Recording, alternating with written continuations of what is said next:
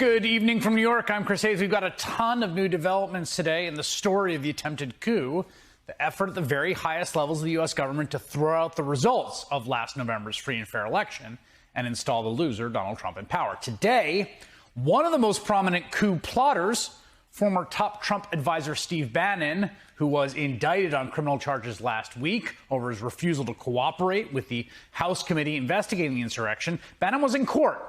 He now faces 2 charges of contempt, which could each result in hefty fines or even prison time, because he refuses to tell the committee or turn documents over to the committee about what he knew about the attempt to violently overthrow the government. True to form, however, Bannon remains defiant.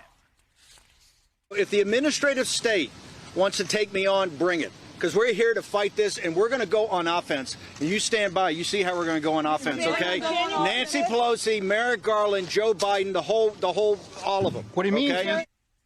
That's his shtick, Steve Bannon. He was like that when he was down campaigning in Alabama for Roy Moore to be a U.S. senator. Now, another top Trump ally has taken something of a lower profile than Bannon, who's always out there promoting his podcast, even as he also thumbs his nose at the subpoena from the January 6th committee. And I speak of former White House Chief of Staff Mark Meadows, who skipped a scheduled appearance before the committee on Friday. And then in response, as you might remember, the House committee fired off a statement warning that if Meadows does not cooperate, the committee will look at pursuing contempt proceedings against him as well. And here's the thing. Meadows lacks the bluster of Bannon, who is, in his heart, a troll. Meadows played an enormous role, though, in attempting to overturn the results of the 2020 election, perhaps even second only to the former president himself.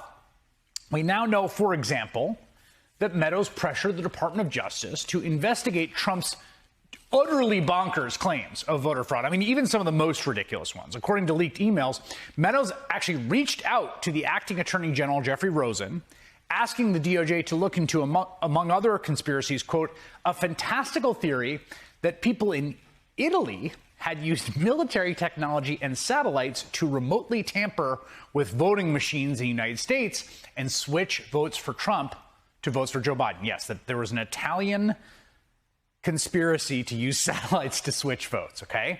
Meadows also traveled to Georgia following the election, ostensibly to oversee an audit of the state's ballot signatures, although it's unclear what expertise the former congressman brought to that job, apart from lending legitimacy of the White House to an effort to sow doubt in the results of the election. And the day that Meadows returned from Georgia, after he goes down there amidst this audit, he encouraged the president to personally call the head of that audit.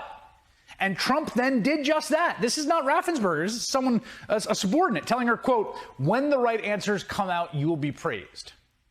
Again, this is a different phone call, the one Trump made to Georgia's Secretary of State, where he asked Raffensperger famously to find the votes he needed to win. But again, all moving on parallel tracks towards the same goal. The right answer that he referenced is basically any outcome that falsely declared Trump the winner of the election in Georgia. So that's just some of what Mark Meadows was up to. Be clear, this is not some low-level White House lackey. I mean, he's the chief of staff. It's arguably the second most powerful position in the entire White House, besides the actual president. And now we've just learned of yet another way that Meadows tried to throw his weight around in service of the coup. And it involved this woman, Jenna Ellis. You might remember her from her time last year. She was a Trump lawyer who would go on TV and spout the same kind of ludicrous, baseless conspiracies Meadows was supporting behind the scenes.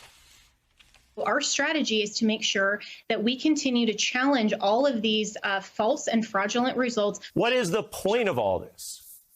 Well, the point of this, of course, is to get to fair and accurate results because the election was stolen and President Trump won by a landslide.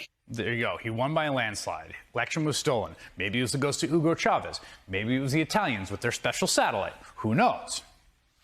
According to the new book Betrayal by journalist John Carl, that woman, Jenna Ellis, wrote a memo, pay attention, outlining the steps that Vice President Pence could take to overthrow the results of the election on January 6th and hand victory essentially unilaterally to Donald Trump instead. Now, if you are saying to yourself, wait a second, that sounds familiar, you're right.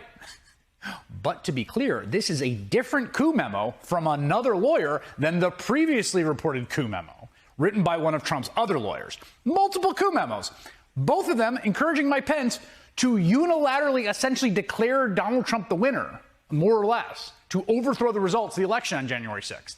And according to Carl's book, Meadows made sure that this memo, the "you can do it, Mike, you can throw out 240 years of peaceful transfer of power," that this memo from Ellis, the conspiracy-touting lawyer you just saw on Ari's show, that it made its way to Mike Pence's office.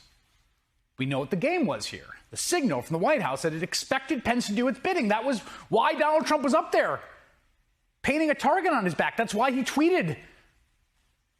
And it's something, to give the bare minimum of credit, that Pence did not do.